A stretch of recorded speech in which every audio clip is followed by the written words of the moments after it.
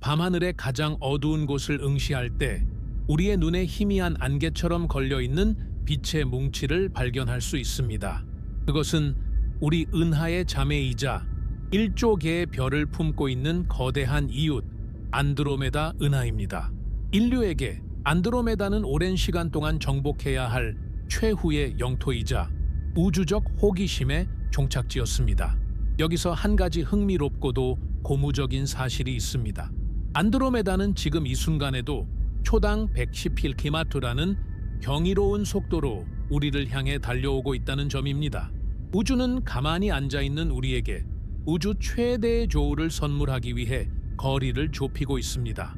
하지만 이 희망적인 소식 뒤에는 인류의 오만을 잠재우는 냉혹한 물리학의 성벽이 버티고 서 있습니다.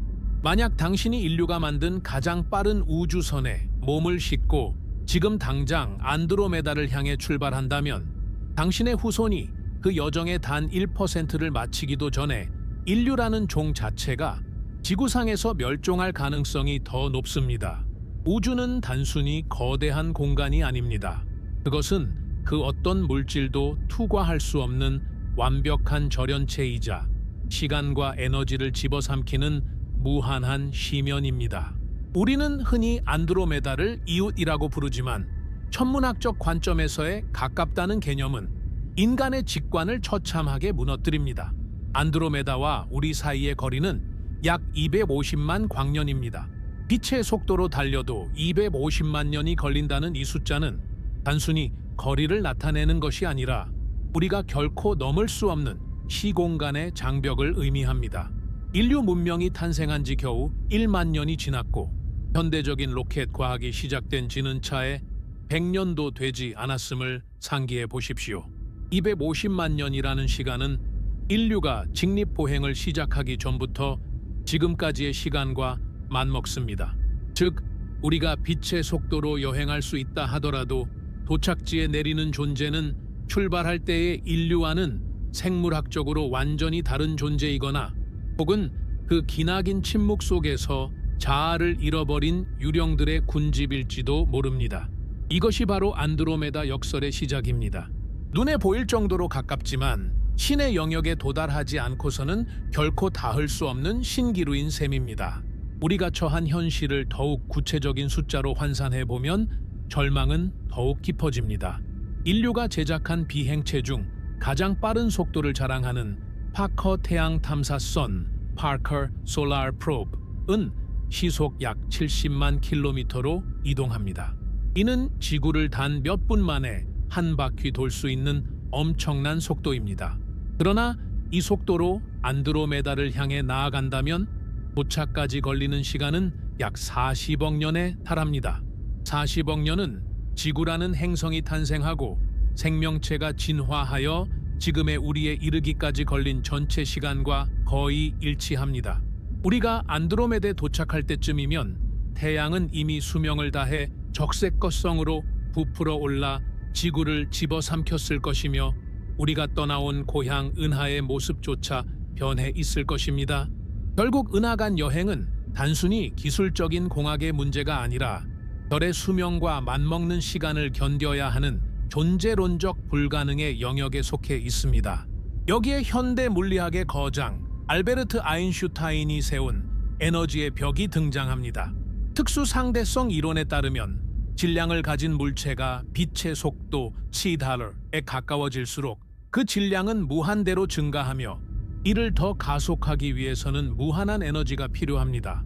우리가 안드로메다까지의 여행 시간을 단축하기 위해 우주선의 속도를 높이려 할수록 필요한 연료의 양은 기하급수적으로 늘어나 결국 우주선 자체가 거대한 연료통이 되어야 하는 로켓 방정식의 저주에 빠지게 됩니다. 가령 반물질 엔진과 같은 꿈의 기술을 사용한다 하더라도 은하 사이의 진공을 가로질러 수백만 년 동안 가속과 감속을 반복하는 데 필요한 에너지는 우리 은하 전체가 생성하는 에너지 총량에 육박할 수도 있습니다.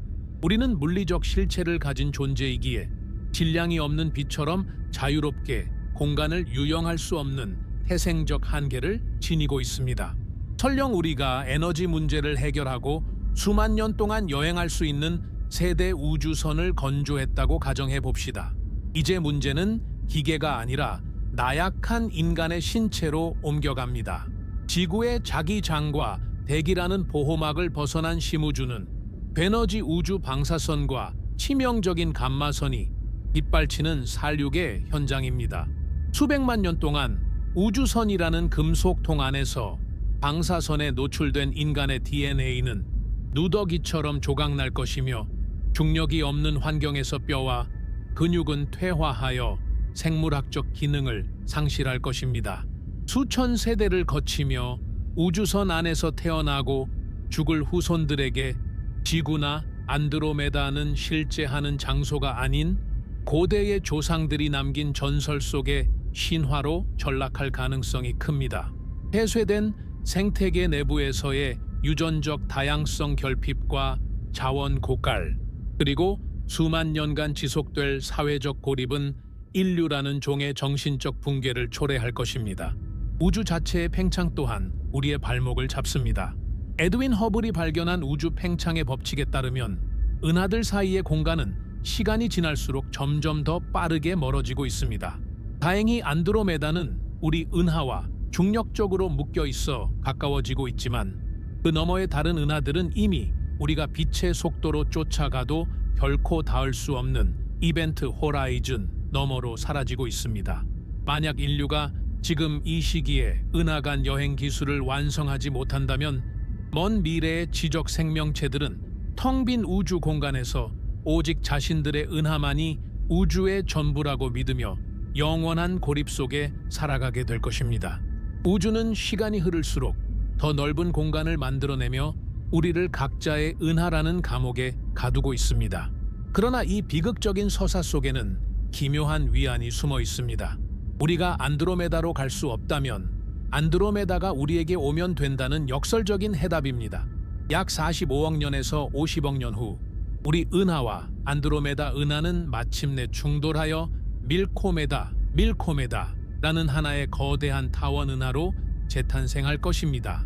별과 별 사이의 거리가 너무나 멀어 실제로 별들이 충돌하는 일은 거의 없겠지만 밤하늘은 두 은하의 가스와 먼지가 뒤섞이며 뿜어내는 찬란한 빛으로 가득 찰 것입니다. 어쩌면 인류가 꿈꾸는 은하 간 여행의 유일한 방법은 광속을 넘나드는 우주선을 만드는 것이 아니라 이 거대한 우주적 만남의 순간까지 살아남는 시간의 인내일지도 모릅니다. 결국 안드로메다까지의 50억 년이라는 여정은 우리에게 겸손을 가르쳐 줍니다. 우리는 칼 세이건이 말한 창백한 푸른 점에 갇힌 죄수들이지만 동시에 그 감옥의 창문을 통해 250만 년 전의 빛을 해석하고 우주의 운명을 예견할 수 있는 지적 거인들이기도 합니다. 은하 간 여행의 불가능성은 인류의 무능함을 증명하는 것이 아니라 우리가 발을 딛고 있는 이 행성과 우리를 감싸고 있는 이 은하가 얼마나 기적적인 보금자리인지를 역설적으로 보여줍니다. 우리는 안드로메다에 닿을 수 없기에 비로소 안드로메다를 온전히 경외할 수 있는 것입니다. 이 광막한 고립 속에서 우리가 할 수 있는 최선은 도달할 수 없는 저 먼 별빛을 동경하면서도 우리가 지금 누리고 있는 이 찰나의 문명을 소중히 지켜내는 것뿐입니다. 우주는 우리에게 길을 열어주지 않았지만 대신 그 광활한 시면을 바라볼 수 있는 눈과 그것을 이해하고자 하는 갈망을 선물했습니다. 그것이 바로 우리가 안드로메다로 갈 수 없는 이유이자 그럼에도 불구하고 밤하늘을 바라보기를 멈출 수 없는 이유입니다. 우리가 살고 있는 이 푸른 행성, 지구의 밤하늘을 올려다볼 때 우리는 종종 착각에 빠지곤 합니다. 수많은 별이 촘촘히 박힌 은하수가 머리 위를 가로지르고 그 너머로 희미하게 빛나는 안드로메다 은하를 육안으로 확인하며 우리는 그들이 마치 손을 뻗으면 닿을 수 있는 거리에 있다고 믿어버립니다. 인류는 대양을 건너 대륙을 발견했고 중력을 이겨내고 달에 발을 디뎠으며 이제 화성을 향한 원대한 계획을 세우고 있습니다. 이러한 성공의 역사는 우리에게 우주 역시 언젠가는 정복될 영토라는 근거 없는 자신감을 심어주었습니다. 하지만 우리가 마주해야 할 냉혹한 진실은 안드로메다와 우리 사이의 거리가 단순히 먼 곳이 아니라 인간의 지각 능력을 초월한 절대적 시면이라는 사실입니다.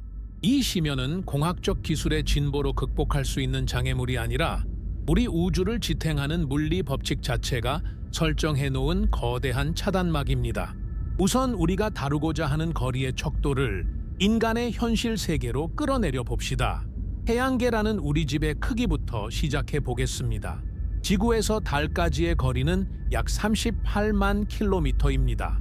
빛의 속도로는 단 1.3초면 도달하는 거리이며 아폴로 우주선은 이 거리를 사흘 만에 주파했습니다.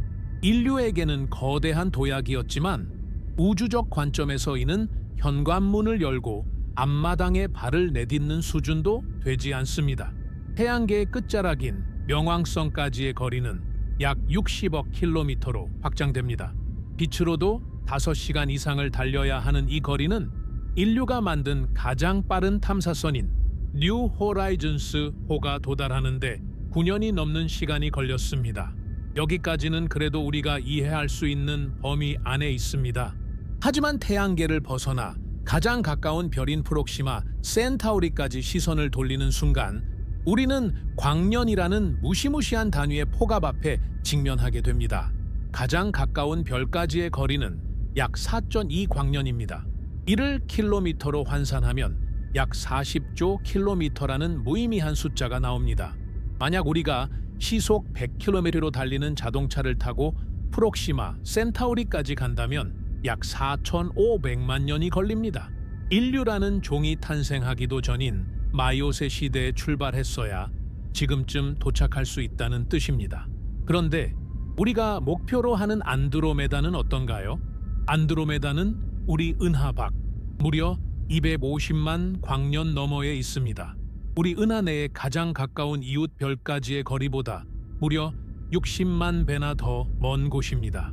이 거대한 공백을 메우고 있는 것은 아무것도 존재하지 않는 혹은 거의 아무것도 존재하지 않는 은하간 공간입니다. 이곳은 별도, 행성도, 빛을 가려줄 성간 먼지도 거의 없는 완벽한 진공에 가까운 암흑의 바다입니다. 이 거리의 절망감을 구체화하기 위해 인류 기술의 정점이라 불리는 파커 태양 탐사선 Parker Solar Probe을 소환해 보겠습니다. 이 탐사선은 태양의 강력한 중력을 이용해 가속하며 시속 약 70만 킬로미터라는 인류 역사상 가장 빠른 속도로 우주를 가로지릅니다. 이는 서울에서 부산까지를 2초 만에 주파하는 상상하기 힘든 속도입니다. 이 경이로운 속도로 안드로메다를 향해 기술을 돌린다고 가정해 봅시다. 계산기는 우리에게 잔인한 숫자를 내놓습니다. 도착까지 걸리는 시간은 약 40억 년입니다. 40억 년이라는 시간은 지구상의 최초의 단세포 생명체가 출현한 이후 현재에 이르기까지의 전체 역사와 맞먹습니다. 우리가 우주선을 쏘아 올리는 순간부터 도착하는 순간까지 지구에서는 생명체가 탄생하고 공룡이 지배했다가 사라지고 인류가 문명을 세우고 멸망하는 전 과정이 처음부터 끝까지 한 번도 아니고 수십 번 반복될 수 있는 시간입니다. 이 지점에서 우리는 시간의 폭제를 마주하게 됩니다. 우주선을 타고 안드로메다로 향하는 여정은 단순히 공간을 이동하는 것이 아니라 우주적 시간의 흐름 속에 인류라는 존재를 매몰시키는 행위입니다. 40억 년이라는 시간은 우리가 알고 있는 모든 것의 유효 기간을 초과합니다. 우주선을 구성하는 금속 합금은 원자 수준에서 붕괴하기 시작할 것이며 기계 장치는 마찰이 없는 진공 속에서도 미세한 열화와 엔트로피의 법칙에 의해 기능을 상실할 것입니다. 무엇보다 비극적인 것은 우리가 떠나온 고향 은하와 도착할 목적지 은하 자체가 그 시간 동안 가만히 있지 않는다는 점입니다. 40억 년 후의 안드로메다는 우리가 망원경으로 보던 그 모습이 아닐 것입니다. 수많은 별이 죽음을 맞이하고 새로운 별들이 태어났을 것이며 은하 전체의 구조가 뒤바뀌어 있을 수도 있습니다. 우리는 흔히 세대 우주선이라는 개념을 떠올리며 이 문제를 해결하려 합니다. 우주선 안에서 아이를 낳고 기르며 수만 세대를 이어간다면 언젠가는 도달할 수 있지 않겠느냐는 낙관론입니다. 하지만 40억 년이라는 세월은 생물학적 진화가 일어날 수 있는 충분한 시간입니다. 우주선이라는 폐쇄된 환경, 지구와는 다른 중력과 방사선 노출 속에서 40억 년을 보낸 후손들을 과연 우리는 여전히 인간이라고 부를 수 있을까요? 그들은 지구의 언어를 잊었을 것이며 지구가 무엇인지조차 기억하지 못하는 완전히 다른 종으로 변해 있을 것입니다. 결국 안드로메다에 도착하는 것은 인류의 후손이 아니라 우주라는 거대한 실험실이 만들어낸 기괴한 신인류이거나 혹은 작동을 멈춘 차가운 소외덩이 속에 남겨진 유전자의 파편들일 뿐입니다. 또한 이 거대한 시간의 장벽은 문명의 수명이라는 근본적인 질문을 던집니다. 인류 문명이 지속된 시간은 우주의 역사에 비하면 찰나에 불과합니다. 우리가 40억 년 동안 지속될 수 있는 안정적인 사회 체계와 기술 보존 능력을 갖추고 있다는 가정 자체가 오만일 수 있습니다. 우주선 내부의 자원은 유한하며 수억 년 동안 반복되는 재활용 과정에서 에너지의 손실은 피할 수 없습니다. 열역학 제2법칙은 가차 없습니다. 같은 개 내부의 무질서도는 반드시 증가하며 이는 결국 우주선 내부의 모든 에너지가 무용지물이 되는 열적 죽음으로 이어질 것입니다. 안드로메다로 향하는 여행자는 목적지에 닿기도 전에 우주선 안에서 서서히 식어가는 엔트로피의 희생양이 될 운명입니다. 여기서 우리는 은하간 공간의 특수성을 다시금 상기해야 합니다. 우리 은하 내에서의 여행, 즉 성간 여행, 인터스텔러 트래블은 적어도 별이라는 이정표와 에너지원이 존재합니다. 태양계 근처의 별들을 징검다리 삼아 나아갈 수 있는 가능성이라도 열려 있습니다. 하지만 은하와 은하 사이의 거대한 공동 보이드는 다릅니다. 그곳에는 연료를 보충할 수 있는 가스 구름도 우주선을 수리하기 위해 잠시 정박할 수 있는 행성계도 없습니다. 오직 끝이 보이지 않는 어둠만이 존재할 뿐입니다. 이 공간을 가로지르는 것은 망망대해를 나룻배로 건너는 것보다 수조배는 더 무모한 일입니다. 바다에는 물고기라도 있고 섬이라도 있지만 은하간 공간은 물리적으로 완벽하게 고립된 무뮤우의 영역에 가깝기 때문입니다. 이러한 거리와 시간의 압도적인 위용 앞에서 인류의 모든 과학적 성취는 초라해집니다. 우리가 광속의 10% 혹은 50%에 도달하는 우주선을 개발한다 하더라도 문제는 본질적으로 해결되지 않습니다. 광속의 절반으로 달린다 해도 안드로메다까지는 500만 년이 걸립니다. 500만 년 전 지구에는 인류의 조상인 오스트랄로피테쿠스가 갓 등장했을 시기입니다. 500만 년이라는 시간 역시 문명이 생존하기에는 터무니없이 긴 시간입니다. 결국 안드로메다 여행이 불가능한 이유는 우리가 엔진을 충분히 강력하게 만들지 못해서가 아닙니다. 우주의 크기가 우리의 생물학적, 문명적 존재 시간을 압도적으로 능가하기 때문입니다. 우주는 은하라는 거대한 섬들을 만들고 그 사이를 도저히 건널 수 없는 시간의 바다로 갈라놓았습니다. 이 바다는 빛조차도 수백만 년을 헤엄쳐야 건널 수 있는 깊이입니다. 우리가 안드로메다의 빛을 보는 것은 사실 250만 년 전의 과거를 보는 것입니다. 우리가 그 빛의 발원지를 향해 손을 뻗는 순간 우리는 이미 존재하지 않을지도 모르는 과거의 허상을 쫓는 셈입니다. 안드로메다까지의 50억 년 혹은 40억 년의 여정은 우리에게 속삭입니다. 너희는 이 은하라는 요람 안에서 태어났고 이 요람 안에서 사라질 운명이라고 말입니다. 은하 간의 거리는 우주가 우리에게 허락한 영토의 한계를 명확히 긋고 있습니다. 우리는 이 거대한 우주적 격리 수용소의 수감자이자 동시에 이 광활한 풍경을 감상할 수 있는 유일한 관찰자입니다. 이 가혹한 거리감이야말로 우주가 그 신비를 지키기 위해 설치한 가장 강력한 보안 장치이며 인류가 결코 넘볼 수 없는 신의 영역임을 인정할 수밖에 없게 만듭니다. 우리는 그렇게 닿을 수 없는 이웃을 바라보며 우리에게 주어진 이 작은 행성의 소중함을 뼈저리게 느끼게 되는 것입니다. 우리가 앞서 살펴본 거대한 거리와 시간의 장벽은 사실 우주가 우리에게 던지는 첫 번째 경고에 불과합니다. 만약 인류가 수만 년 혹은 수억 년을 견딜 수 있는 불멸의 존재가 되었다고 가정하더라도 우리는 곧이어 물리학의 가장 근본적이고도 잔인한 법칙인 에너지 보존 법칙과 상대성 이론이라는 거대한 성벽에 부딪히게 됩니다.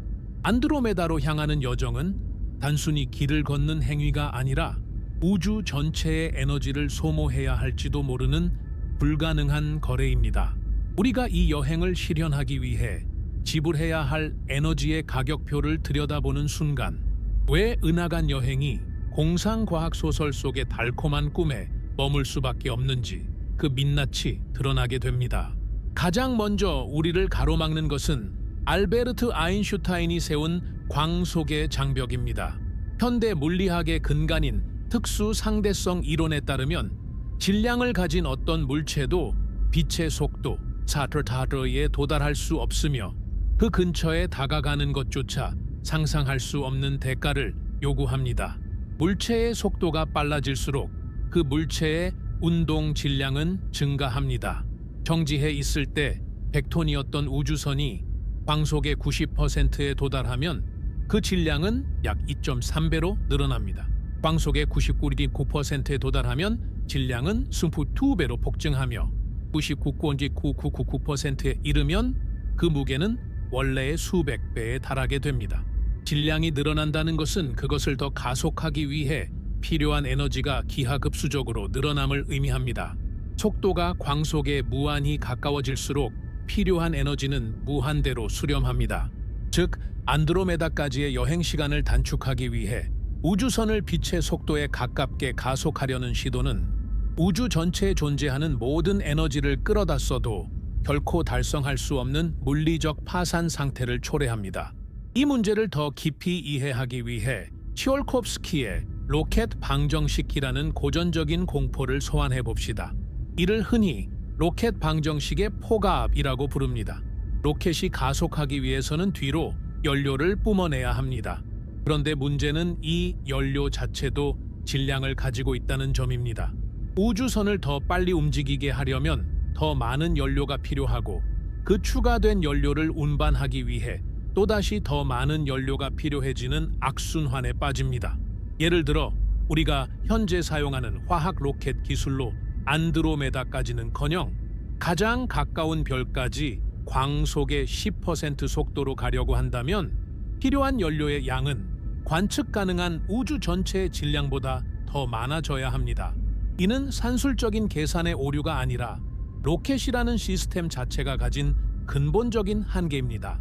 우리가 연료를 싣고 떠나는 방식을 고수하는 한 은하 사이의 심연을 건너는 것은 수학적으로 불가능한 계산식 위에 서 있는 것과 같습니다.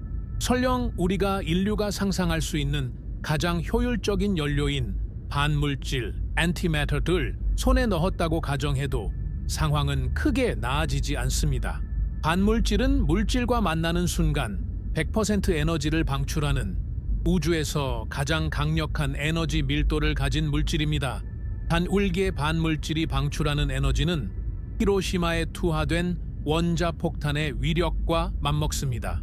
하지만 안드로메다와 같은 은하간 거리를 주파하기 위해 거대한 우주선을 광속의 상당 부분까지 가속하고 다시 목적지에서 멈추기 위해 감속하는 과정을 계산해보면 필요한 반물질의 양은 수백만 톤에 달합니다. 현재 인류가 입자 가속기를 통해 1년 동안 만들어낼 수 있는 반물질의 양은 나노그램 단위에 불과합니다. 1개의 반물질을 만드는 데만도 수조 달러의 비용과 수백 년의 시간이 걸리는 상황에서 수백만 톤의 반물질을 생산하고 안정적으로 저장한다는 것은 과학의 영역이 아니라 마법의 영역에 가깝습니다. 여기서 우리가 간과하기 쉬운 또 하나의 치명적인 문제는 바로 제동 브레이킹의 문제입니다. 우주 여행을 다루는 많은 논의가 어떻게 빨리 갈 것인가에 집중하지만 정작 중요한 것은 어떻게 멈출 것인가입니다. 우주에는 마찰이 없기 때문에 광속에 가깝게 가속된 우주선은 반대 방향으로 똑같은 양의 에너지를 쏟아붓지 않는 한 결코 멈추지 않습니다. 만약 제동에 실패한다면 당신의 우주선은 안드로메다 은하를 단 몇 초 만에 스치고 지나쳐 영원한 암흑 속으로 사라지는 가장 비싼 유성이 될 뿐입니다. 즉, 우주선은 출발할 때 가속을 위한 연료뿐만 아니라 도착지에서 멈추기 위한 막대한 양의 연료를 처음부터 끝까지 싣고 가야 합니다. 이 멈추기 위한 연료의 질량 때문에 가속을 위해 필요한 연료는 다시 한번 기하급수적으로 늘어납니다. 이는 마치 거대한 유조선이 자신의 몸체보다 수만 배 큰 연료통을 끌고 바다를 건너려는 것과 같은 형국입니다. 에너지의 효율성 측면에서 우리는 다이슨 스피어와 같은 초고도 문명의 기술을 상상해 볼 수도 있습니다. 태양과 같은 항성 전체를 거대한 구조물로 감싸 그 에너지를 100% 수확하는 기술입니다. 하지만 이런 카르다쇼프 척도 2단계 문명조차도 은하간 여행 앞에서는 무력해집니다. 태양이 1초 동안 내뿜는 에너지는 인류가 문명 시작 이래 사용한 전체 에너지보다 많지만 그 막대한 에너지를 하나의 우주선에 집중시켜 250만 광년 너머로 쏘아 보내는 과정에서 발생하는 여력학적 손실과 에너지 전송의 효율 문제는 여전히 해결되지 않은 숙제로 남습니다.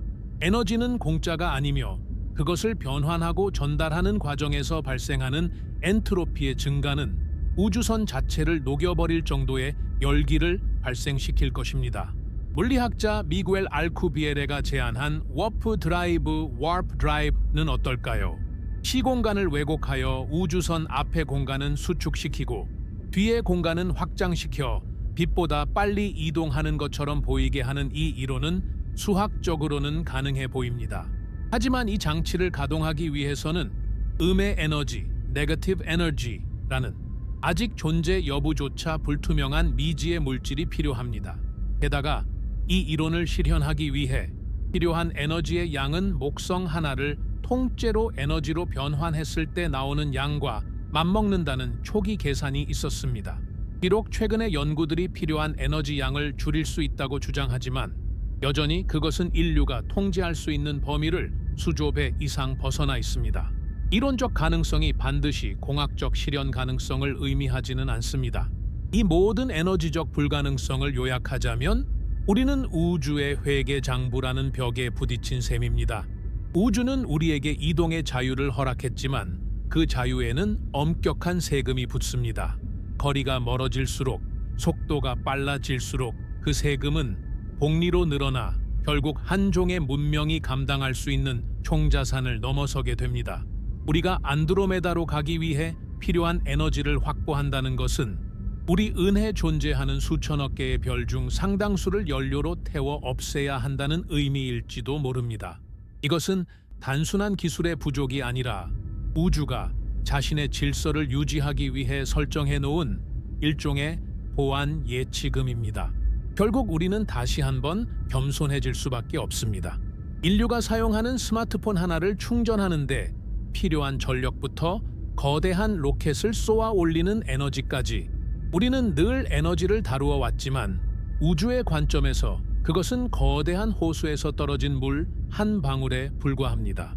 안드로메다까지의 250만 광년이라는 공백을 가로지르기 위해 필요한 에너지의 총량은 우리가 발을 딛고 있는 이 우주가 얼마나 견고하고 거대한 법칙 위에 세워져 있는지를 증명하는 척도입니다. 우리는 이 방정식의 해답을 찾지 못해 좌절하는 것이 아니라 이 방정식이 존재한다는 사실 자체에서 우주의 위엄을 느껴야 합니다. 은하간 여행의 불가능성은 곧 에너지의 위대함에 대한 반증이며 우리는 그 위대한 흐름 속에서 아주 잠시 빛을 내는 작은 불꽃일 뿐입니다. 안드로메다는 저 멀리서 찬란하게 빛나고 있지만 그 빛 한 줄기가 우리에게 닿기 위해 소모한 에너지조차 우리가 감당할 수 있는 범위를 이미 넘어서 있습니다. 우리는 그저 그 불가능한 에너지가 빚어낸 찬란한 쇼를 지구라는 안락한 관객석에서 지켜보는 관객일 수밖에 없는 운명인 것입니다. 우리가 물리학의 한계를 극복하고 우주선에 공급할 무한한 에너지를 손에 넣었다고 가정해 봅시다. 이제 우리 앞에는 기계보다 훨씬 더 다루기 까다롭고 깨지기 쉬운 존재가 기다리고 있습니다. 바로 인간이라는 생물학적 존재입니다. 지구라는 온실 속에서 40억 년의 진화를 거쳐 탄생한 우리의 신체는 일기압의 대기, 적절한 중력, 그리고 유해한 우주 방사선을 막아주는 강력한 자기장이라는 보호막에 최적화되어 있습니다. 하지만 은하와 은하 사이의 그 가혹한 진공 속으로 발을 내딛는 순간 인간의 몸은 더 이상 만물의 영장이 아닌 우주의 가혹한 환경 앞에 던져진 나약한 유기물 덩어리에 불과하게 됩니다. 생물학적 한계와 엔트로피의 법칙은 우리가 안드로메다로 향하는 길목에 세워진 가장 잔인한 검문소입니다. 가장 먼저 우리를 위협하는 것은 눈에 보이지 않는 암살자, 은하 우주 방사선, Galactic Cosmic Rays, GCR입니다. 지구상에서 우리는 대기와 자기장 덕분에 이 치명적인 입자들로부터 보호받고 있습니다. 하지만 은하간 공간에는 우리를 보호해줄 그 어떤 방패도 없습니다. 초신성 폭발이나 활동성 은하핵에서 뿜어져 나오는 괴너지 입자들은 빛에 가까운 속도로 우주 공간을 가로지르며 우주선의 금속 벽 따위는 가볍게 관통해 버립니다.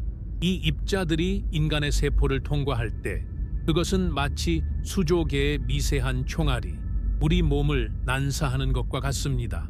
이 미세한 총알들은 세포의 설계도인 DNA 이중 나선을 무참히 끊어버립니다. 우리 몸은 스스로를 복구하는 능력이 있지만 수백만 년 동안 지속되는 방사선의 폭격 앞에서는 그 복구 시스템조차 과부하가 걸려 항복하고 맙니다. 암 발생률의 급증은 부차적인 문제입니다. 신경세포가 파괴되어 인지 능력이 퇴화하고 생식세포가 변형되어 더 이상 정상적인 후손을 낳을 수 없는 상태, 즉 종의 생물학적 붕괴가 은하간 여행의 초입에서 이미 시작되는 것입니다. 여기서 한 가지 역설적인 공포가 등장합니다. 우주선을 더 두꺼운 납이나 금속으로 둘러싸면 해결될 것 같지만 오히려 그것이 화를 키웁니다. 에너지 입자가 우주선의 금속 원자핵과 충돌할 때 발생하는 2차 방사선 혹은 스팔레이션, 에스펠레이션 현상 때문입니다. 벽이 두꺼울수록 더 많은 파편 입자가 쏟아져 나와 선실 내부를 지옥으로 만듭니다. 우리는 방사선을 막기 위해 우주선을 거대한 물탱크나 소행성 속에 파묻어야 할지도 모르지만 이는 앞서 언급한 에너지 문제를 다시 기하급수적으로 악화시킵니다. 생명을 지키기 위한 무게가 여행 자체를 불가능하게 만드는 모순, 이것이 생물학이 물리학에 던지는 첫 번째 경고입니다. 중력의 부재 역시 인간의 육체를 천천히 갉아먹습니다. 인간의 심혈관계와 골격계는 지구의 일지 중력에 저항하며 작동하도록 설계되었습니다. 중력이 없는 환경에서 심장은 근육을 잃고 약해지며 뼈에서는 칼슘이 빠져나가 스펀지처럼 변합니다. 시력은 안구 뒤쪽의 압력 변화로 인해 급격히 저하되며 면역 체계는 방향을 잃고 자기 자신을 공격하거나 무력화됩니다. 우리는 우주선을 회전시켜 인공 중력을 만들 수 있다고 생각하지만 수만 년 동안 기계적으로 회전하는 거대 구조물을 유지하는 것은 또 다른 공학적 재앙을 예고합니다. 중력이라는 근원적인 환경을 잃어버린 생명체는 마치 뿌리가 뽑힌 나무처럼 서서히 말라 죽어갈 수밖에 없습니다. 이제 우리는 더욱 복잡한 문제인 세대 우주선 (Generation Ship)의 사회 생물학적 딜레마로 들어갑니다. 안드로메다까지의 수백만 년을 버티기 위해서는 우주선 안에서 수만 세대가 태어나고 죽어야 합니다. 이 폐쇄된 금속통 안에서 인류는 극심한 유전적 병목 현상에 직면하게 됩니다. 출발할 때 수천 명의 인원을 태웠다 하더라도 제한된 유전자 풀 안에서 근친 교배와 유전적 결함의 축적은 피할 수 없는 숙명입니다. 인공적인 유전자 조작이나 동결 배아 기술을 사용한다 하더라도 자연적인 진화의 흐름이 차단된 환경에서 인류의 유전적 건강성을 수만 년간 유지한다는 것은 현대 생물학의 상상을 초월하는 난제입니다. 더 나아가 사회학적 관점에서의 엔트로피는 더욱 치명적입니다. 중간 세대의 비극을 상상해 보십시오. 지구를 직접 본 적도 없고 안드로메다에 도착할 희망도 없는 여정의 중간에 낀 수천 세대의 인류에게 우주선은 안락한 보금자리가 아닌 영원한 감옥길 뿐입니다. 그들에게 조상들이 가졌던 탐사나 개척의 사명감을 강요할 수 있을까요? 세대를 거듭하며 언어는 변질되고 지식은 단절되며 기술은 마법과 같은 신화로 전락할 위험이 큽니다. 우주선을 수리하는 방법조차 잊어버린 채 고장 나가는 기계 안에서 원시적인 종교에 의지하며 살아가는 후손들의 모습은 결코 상상 속의 이야기가 아닙니다.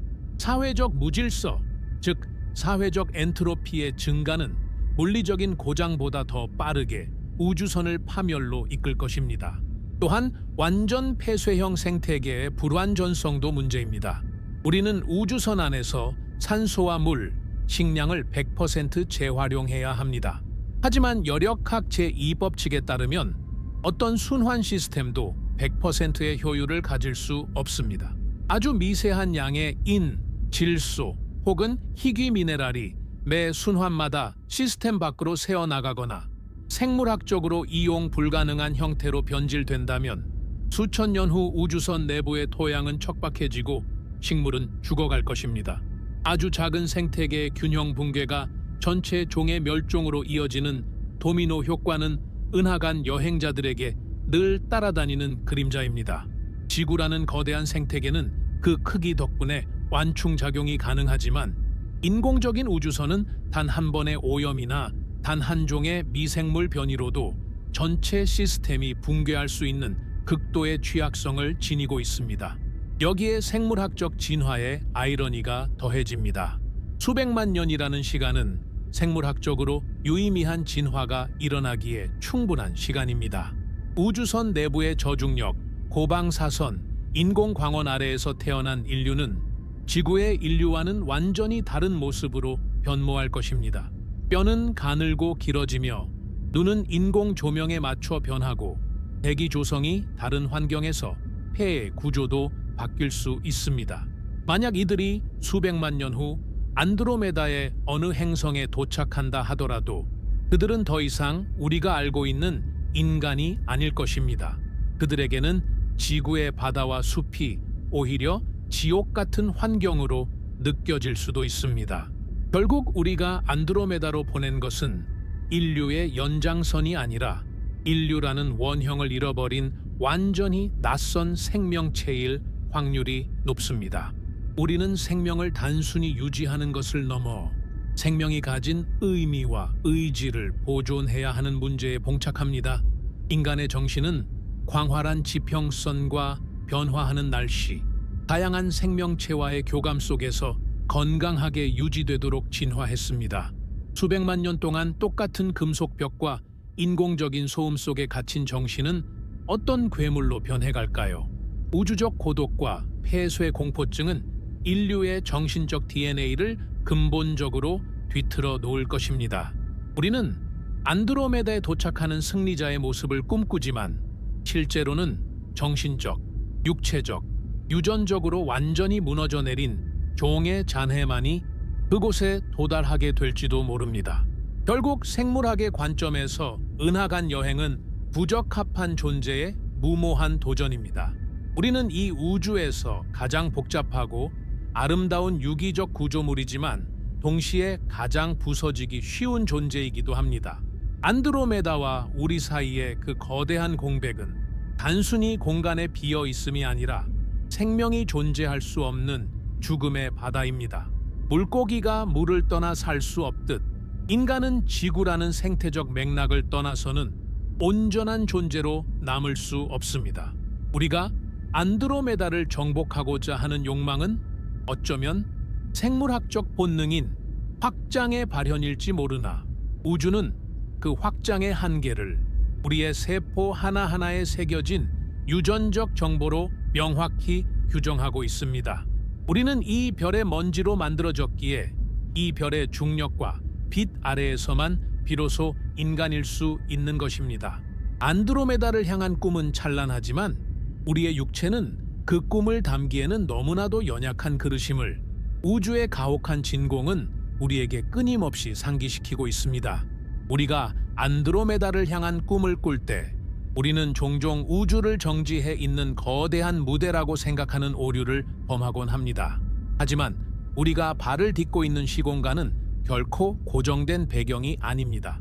그것은 끊임없이 팽창하고 비틀리며 우리로부터 멀어지려 하는 유동적인 실체입니다.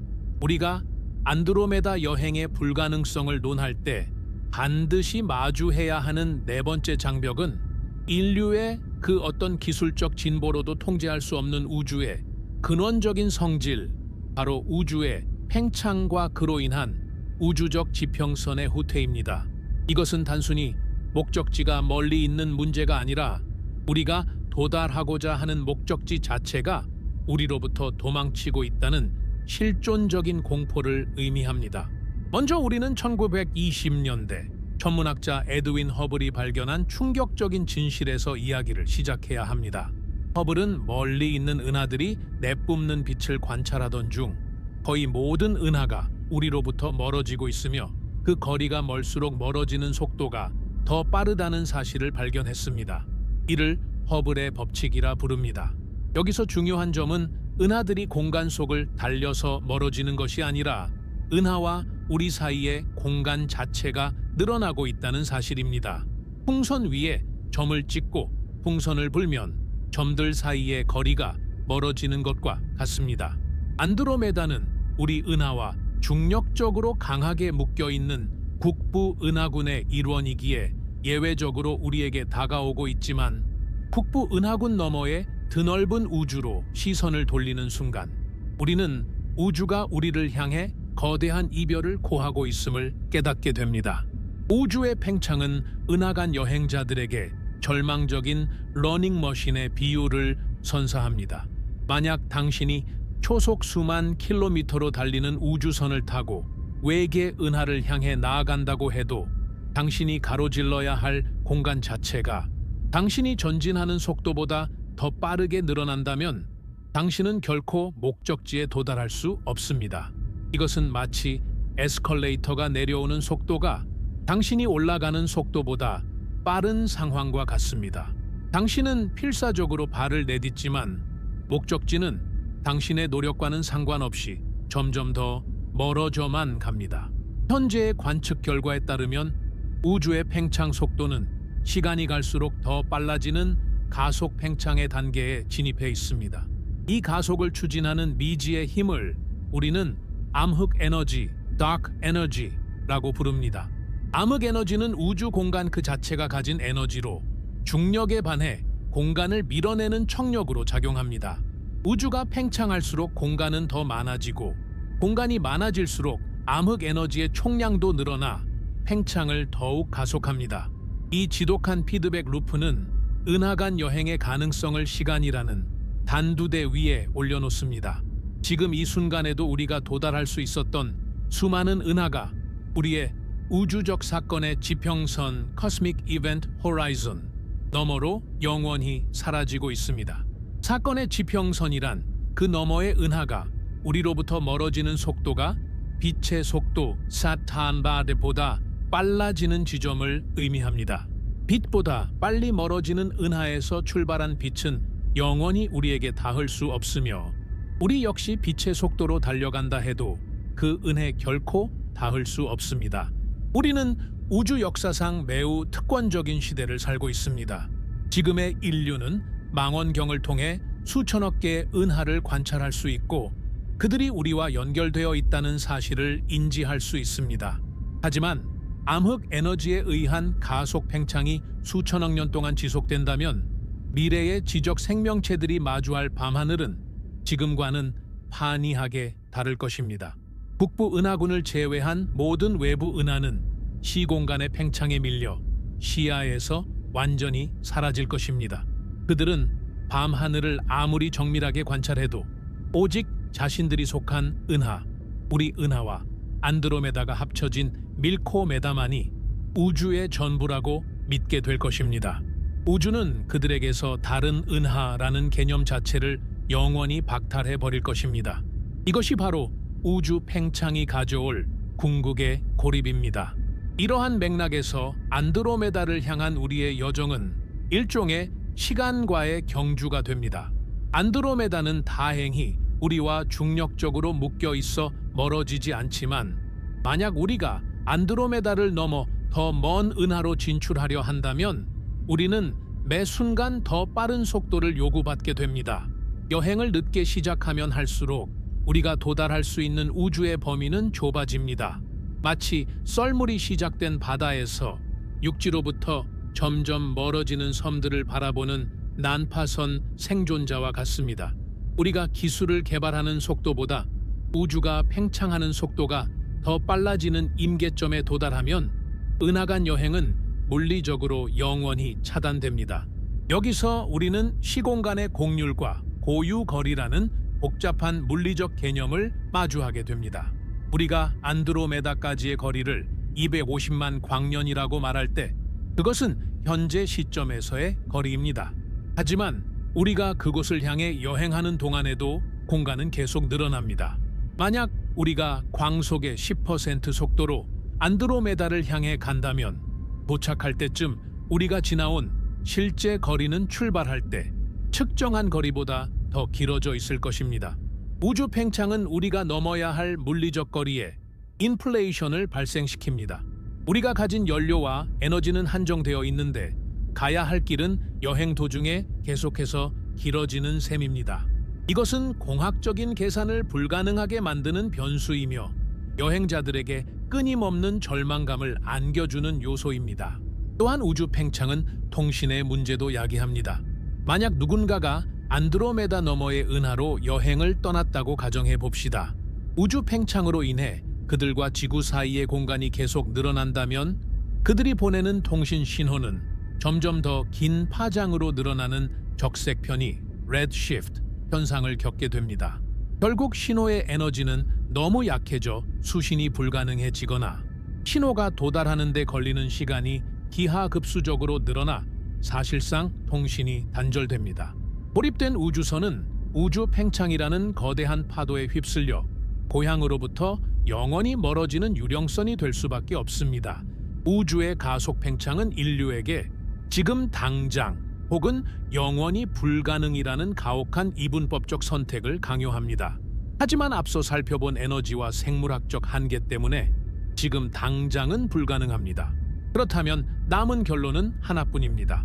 우리는 우주가 허용하는 물리적 유효 기간 안에 은하간 여행을 완성할 수 없다는 사실입니다. 우리는 우주라는 거대한 건물의 한 방 은하에 갇혀 있으며 복도 은하간 공간은 점점 더 길어지고 있고 옆방으로 가는 문들은 하나둘씩 영원히 잠기고 있습니다. 안드로메다는 그중 우리 방과 가장 가까이 붙어 있어 아직 문이 열려 있는 유일한 이웃일 뿐입니다. 이 장벽은 우리에게 우주의 거대함뿐만 아니라 그 무정함을 가르쳐 줍니다. 우주는 지적 생명체가 다른 은하를 방문하여 문명을 확장하는 것을 장려하지 않는 것처럼 보입니다. 오히려 빛의 속도라는 제한 속도를 걸어두고 공간을 팽창시켜 거리를 벌려 놓음으로써 은하들을 각각의 독립된 실험실처럼 격리하고 있습니다. 우리는 이 격리 수용소 안에서 태어나 밤하늘이라는 창문을 통해 옆 실험실을 들여다볼 뿐입니다. 우주 팽창은 우리가 결코 우주의 주인이 될 수 없음을, 우리는 단지 팽창하는 거대한 흐름 속에 떠다니는 작은 먼지에 불과함을 상기시킵니다. 결국 안드로메다로 가는 길이 불가능한 이유는 단순히 거리가 멀어서가 아니라 우주가 우리에게 허락한 시간의 창이 닫히고 있기 때문입니다. 팽창하는 우주 속에서 은하간 여행은 신기루를 쫓는 일과 같습니다. 우리가 안드로메다를 향해 손을 뻗는 동안에도 우주는 보이지 않는 손으로 그 은하들을 우리로부터 밀어내고 있습니다. 이 도망치는 지평선은 인류의 오만을 잠재우는 가장 강력한 물리적 장치입니다. 우리는 우주를 정복하려 하지만 우주는 스스로의 부피를 키움으로써 우리의 모든 도전을 무력화합니다. 안드로메다까지의 250만 광년은 고정된 숫자가 아니라 우리가 결코 따라잡을 수 없는 우주의 거대한 보폭입니다. 우리는 그 보폭을 따라갈 수 없기에 그저 멀어져 가는 은하들의 뒷모습을 보며 우주의 광막함에 경외감을 느낄 수밖에 없는 것입니다. 이것이 우주가 우리에게 준 가장 슬프고도 아름다운 진실입니다. 우리가 안드로메다를 향해 아무리 빨리 달려가도 우주는 그보다 더 빨리 우리에게서 멀어질 준비가 되어 있습니다. 우리는 이 영원한 추격전에서 결코 승리할 수 없는 비운의 추격자들입니다. 우리가 지금까지 논의한 물리학과 생물학, 그리고 시공간의 거대한 장벽들은 인류라는 종에게 내려진 일종의 영원한 유배 선고처럼 느껴질지도 모릅니다. 하지만 이 비극적인 서사의 끝에는 우주가 숨겨놓은 기묘하고도 찬란한 반전이 기다리고 있습니다.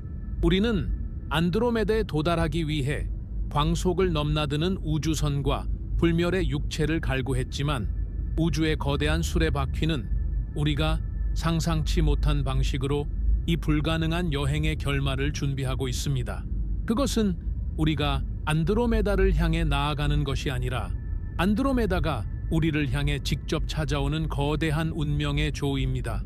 우리가 밀코메다 혹은 락토메다라고 부르는 이 미래의 사건은 은하간 여행에 대한 인류의 오만을 잠재우는 동시에 우주적 인내가 가진 진정한 가치를 우리에게 가르쳐 줍니다.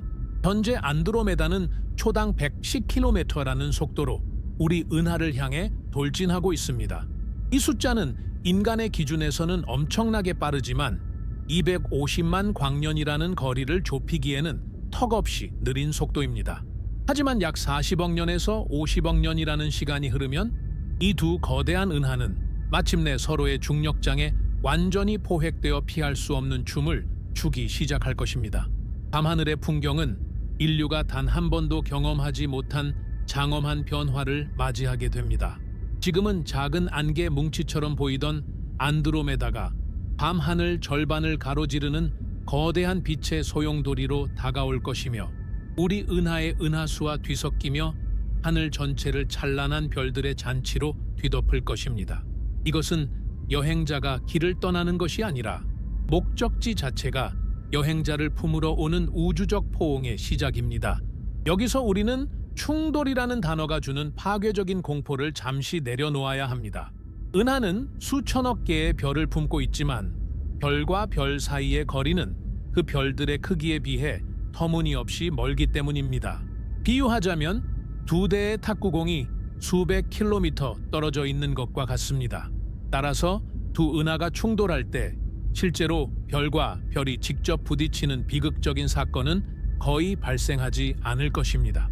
대신 두 은하의 가스와 먼지 구름이 중력에 의해 뒤섞이고 압착되면서 수백만 개의 새로운 별들이 폭발적으로 탄생하는 스타버스트 현상이 일어날 것입니다.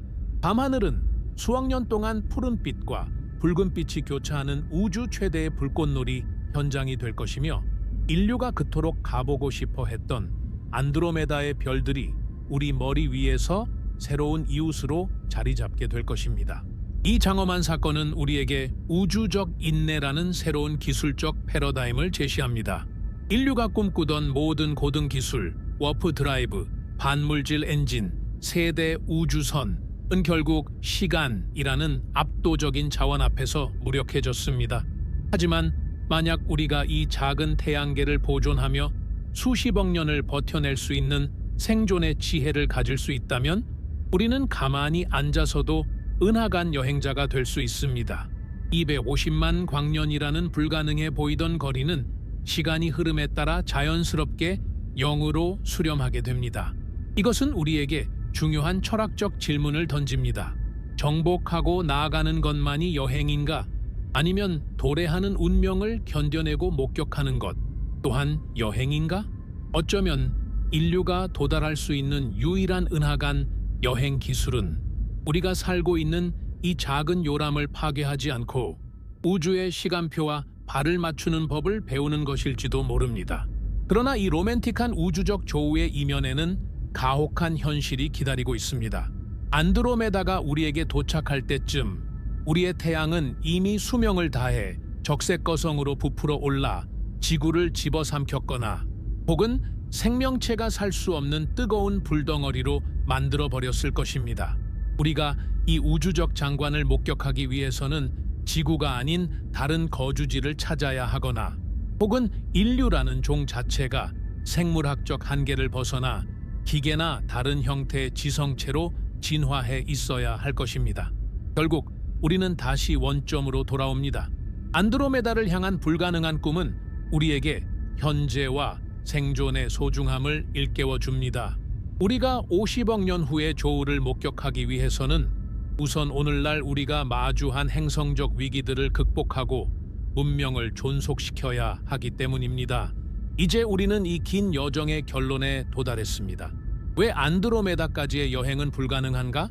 그것은 우주가 단순히 거대하기 때문이 아니라 우주가 우리에게 겸손을 가르치기 위해 설계되었기 때문입니다. 우리는 빛의 속도라는 제한 속도에 묶여 있고 광막한 거리라는 철창 속에 갇혀 있습니다. 그러나 우리는 동시에 세상에서 가장 화려한 감옥에 갇힌 럭셔리 죄수들이기도 합니다. 우리는 비록 저 찬란한 은하들에 직접 발을 디딜 수는 없지만 빛을 통해 그들의 역사를 읽어내고 중력을 통해 그들의 무게를 가늠하며 수학을 통해 그들의 미래를 예측할 수 있는 지적 능력을 부여받았습니다. 칼 세이건이 말한 창백한 푸른 점은 단순히 나약한 존재의 거처가 아니라 우주 전체를 머릿속에 담을 수 있는 유일한 관측소입니다. 우리가 안드로메다에 갈 수 없다는 사실은 우리를 좌절시키는 것이 아니라 우리가 지금 발을 딛고 있는 이 지구와 우리를 둘러싼 이 짧은 인생이 얼마나 기적적인 확률의 산물인지를 증명합니다. 우리는 만질 수 없는 것을 동경하고 닿을 수 없는 곳을 향해 노래를 부르는 유일한 존재입니다. 우주가 우리에게 보여주는 이 거대한 불가능의 벽은 역설적으로 우리가 가진 지적 호기심과 상상력이 얼마나 무한한지를 비추는 거울입니다. 우리는 안드로메다에 도달할 수 없기에 그곳을 영원히 신비로운 낙원으로 간직할 수 있습니다. 만약 우리가 그곳에 쉽게 닿을 수 있었다면 안드로메다는 그저 또 하나의 정복지, 또 하나의 자원 채굴장에 불과했을지도 모릅니다. 불가능성은 안드로메다를 우리에게 영원한 신성함으로 남겨둡니다. 우리는 이 은하라는 요람에서 태어나 이 요람에서 사라질 운명이지만 우리의 사고는 이미 안드로메다를 넘어 우주의 끝자락까지 뻗어나가 있습니다. 이것이야말로 육체는 갇혀 있으되 정신은 무한한 인류라는 종이 가진 가장 위대한 모순입니다. 결론적으로 안드로메다 여행의 불가능성은 인류에게 주어진 패배 선언이 아닙니다. 그것은 우리가 가진 지금, 여기의 가치를 극대화하라는 우주의 권고입니다. 우리는 은하간 여행자가 될 수 없기에 지구라는 행성의 선원이 되어야 합니다. 우리는 다른 은하를 식민지로 삼을 수 없기에 우리 은하 안에서 조화롭게 살아가는 법을 배워야 합니다. 안드로메다는 저 멀리서 찬란하게 빛나며 우리에게 손짓하고 있지만 그 손짓은 오라는 신호가 아니라 그토록 아름다운 빛을 바라볼 수 있는 너희의 존재를 소중히 여기라는 격려의 메시지입니다. 우리는 우주라는 거대한 무대의 관객입니다. 비록 무대 위로 뛰어올라 주연 배우들과 함께 춤을 출 수는 없지만 객석에 앉아 이 거대한 서사의 시작과 끝을 이해하고 감동할 수 있는 유일한 존재입니다. 안드로메다까지의 250만 광년 그리고 다가올 50억 년의 시간은 우리가 결코 정복할 수 없는 시면이지만 그 시면을 바라보는 우리의 눈동자에는 이미 그 모든 별빛이 담겨 있습니다. 우리는 닿을 수 없는 것을 사랑함으로써 비로소 인간이 되었습니다. 안드로메다는 그 영원한 동경의 대상으로서 인류가 멸종하는 그날까지 밤하늘에서 가장 아름다운 신기루로 남아 우리를 꿈꾸게 할 것입니다. 그것으로 충분합니다. 우리가 그곳에 갈 수 없다는 사실이야말로 우주가 우리에게 준 가장 슬프고도 아름다운 선물이기 때문입니다. 우리는 이 광활한 고립 속에서 비로소 서로를 더 깊이 사랑하고 우리가 가진 이 작은 세상을 더 뜨겁게 껴안을 수 있게 되었습니다. 안드로메다는 그 먼 곳에서 여전히 우리를 향해 빛나고 있습니다. 그리고 그 빛은 우리에게 속삭입니다.